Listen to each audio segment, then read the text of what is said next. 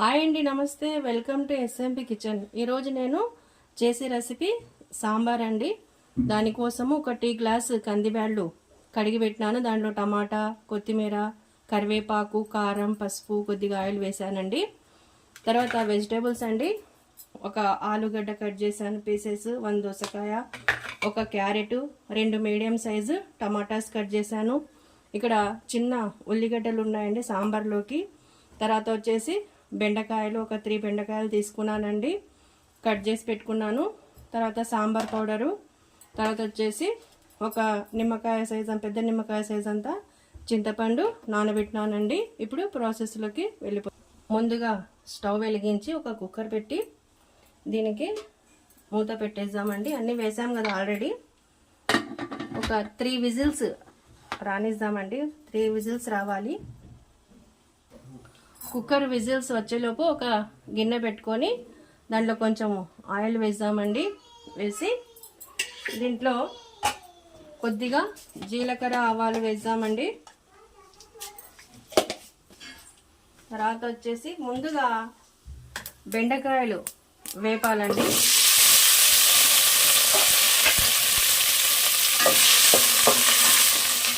ఎందుకంటే బెండకాయలు అట్లనే వేస్తే జిగట వస్తుందండి సాంబార్. అందుకే కొంచెము వేపుదాము బెండకాయలు వేగిన తర్వాత ఇందులో ఆనియన్స్ వేసుకుందామండి. ఆనియన్స్ కొంచెము కాటు వేయాలండి. దేంట్లోనన్నా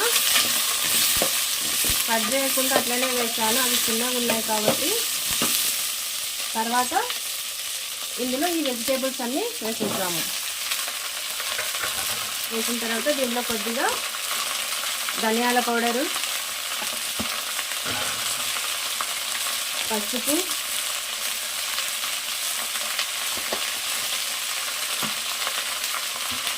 ఉప్పు వేయాలండి.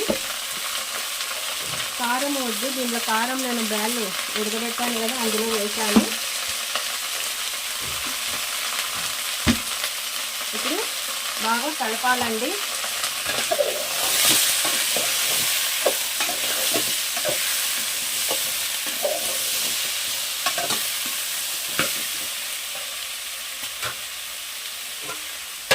బాగా కలిపి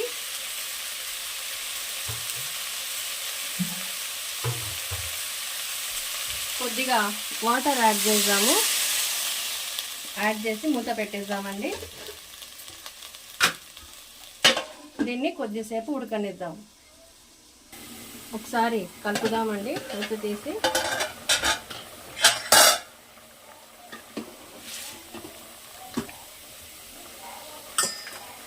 వెజిటేబుల్స్ బాగానే ఉడుకుతున్నాయి.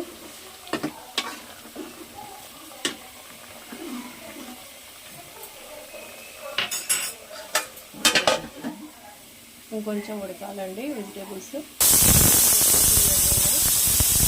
3 విజిల్స్ అయిపోయినాయి.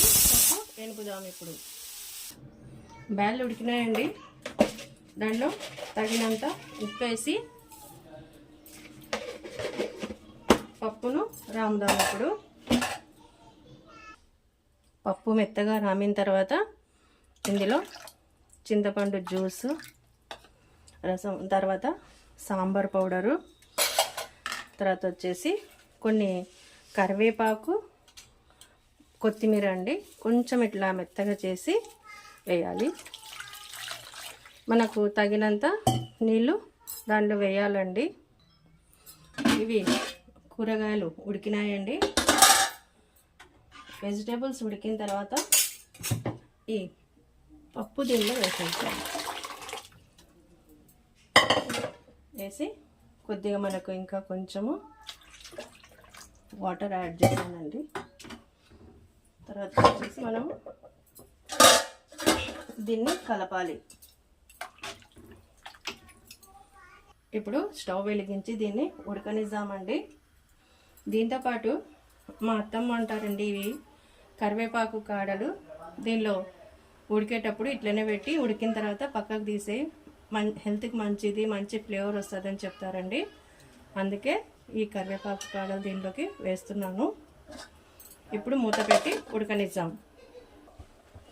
తీసుకుందామండి. సాంబారు ఉడుకుతూ ఉందండి.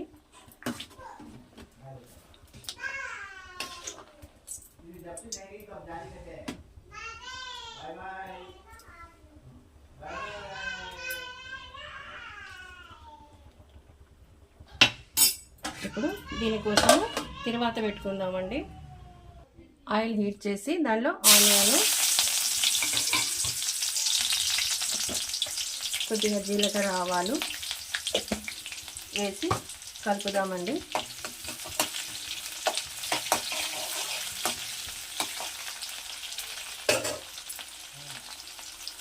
ఆనియన్ బ్రౌన్ కలర్కి వచ్చినాయండి. ఇప్పుడు దీంట్లో ఎండుమిర్చి, కరివేపాకు వేసామండి. వేసి కలపాలి.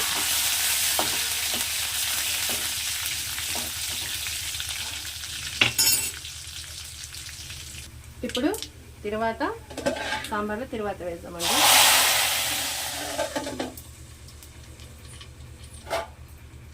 చూడండి, గుమ్మగుమ్మలాడే సాంబారు రెడీ అయిందండి. చాలా టేస్టీగా ఉంది. దీంట్లో వెజిటేబుల్స్ అన్నీ వేసానండి. అందరికీ వస్తుంది, కానీ ఇది నా స్టైల్లో నేను చేశానండి సాంబారు. మీరు కూడా ట్రై చేయండి, తప్పకుండా ట్రై చేయండి. నా ఛానల్ సబ్స్క్రైబ్ చేయండి, లైక్ చేయండి. Thank you. చూడండి, వేడి వేడి ఇడ్లీ,